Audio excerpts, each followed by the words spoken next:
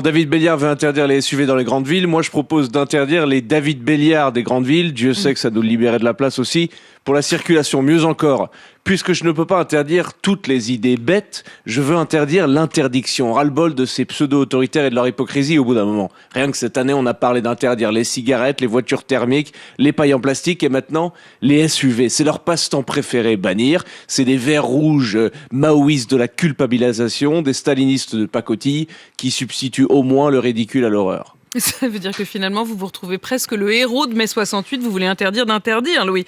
Alors, très bien, mais si on va au bout...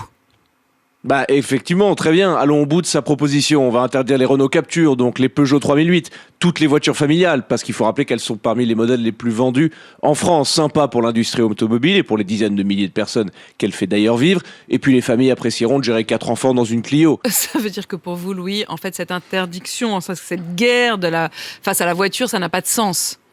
Absolument aucun, c'est devenu même une obsession idéologique. La ville serait réservée à un idéal, les cyclistes qui mangent du kale et font du yoga et pédalent dans un silence absolument sanctuaire. On ne vit pas à la fin dans un centre de méditation, on vit dans des villes réelles où des gens travaillent, élèvent des enfants, transportent des courses et parfois, oui, utilisent une voiture. Si nos amis écolos n'aiment pas ça, il y a toujours la paisible ruralité de la Corée du Nord.